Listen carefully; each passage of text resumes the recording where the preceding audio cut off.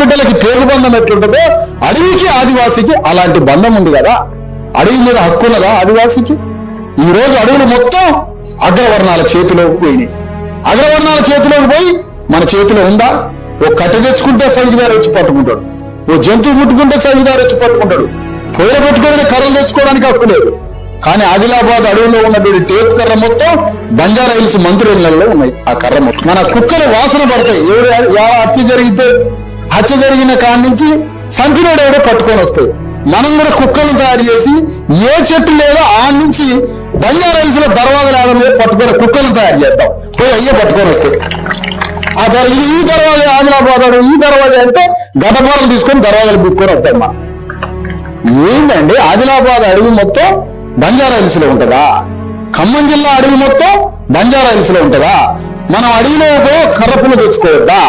నీ కళ్ళ ముందు నీ ముందు తరతరాలు 2000 సంవత్సరాలు ఈ అడవిలో బతికి అడవిలో పుట్టి అడవిలో చచ్చినా మనకు అడవి మీద హక్కు లేదు. ఇండియన్ ఫారెస్ట్ యాక్ట్ బ్రిటిష్ టైంలో తయారైంది. ఆ బ్రిటిష్ తయారైనటువంటి ఇండియన్ ఫారెస్ట్ అక్కడి నుంచి ఇప్పటి వరకు భారత అడవుల సంరక్షణకు సంబంధించినటువంటి ఒక శాస్త్రం ఉంది. ఐఏఎస్ తర్వాత ఐపీఎస్ తర్వాత ఐఆర్ఎస్ తర్వాత ఐఎఫ్ఎస్ ఇండియన్ ఫారెస్ట్ అనే దాని మీద ఒక పెద్ద ఆఫీసర్ దిగుతారు, కన్జర్వేటర్ ఆఫ్ ఫారెస్ట్ అని. ఆయన అక్కడ మొదలైన బ్రిటిష్ చట్టం నుంచి ఇప్పటి వరకు ఆదివాసీలకి అడవి మీద హక్కు లేదు. కానీ మన రాజ్యం వస్తే ఆదివాసీలకి సంపూర్ణంగా అడవి మీద హక్కునిచ్చి ఆ అడవిని కాపాడే బాధ్యత కూడా వాళ్ళకే ఒప్పు చెబుదాం. ఎందుకంటే నీలాగా బీకతినం కాదు మేము అడవిని, నీలాగా చెట్లని మట్టిలో ఉన్న వజ్రాలని జంతువులని మొత్తం బీక తినే వాళ్ళం కాదు మేము.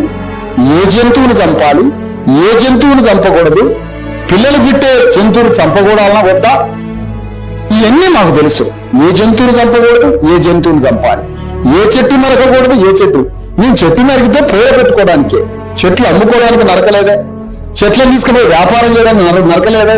మా కడుపు మందం మా తిండి మందం అడవితో బంధం కాబట్టి ఆ మాత్రం బతుకుతున్నాం. కానీ వ్యాపారం చేసిన వాళ్ళం కాదు. అడవితో వ్యాపారం చేసినా మాకు ఆ బతుకొచ్చా? అడవి మీద పడి వ్యాపారం చేసిన జీవితాలైనా మా కడుపుతో బతుకు తెరువు కోసం మాత్రమే అడవిని ఉపయోగించుకునే సహజమైన బంధం మాది. అడవికి మాకున్న బంధం ఒక న్యాచురల్ బాండింగ్ మాది, సహజ బంధం మాది.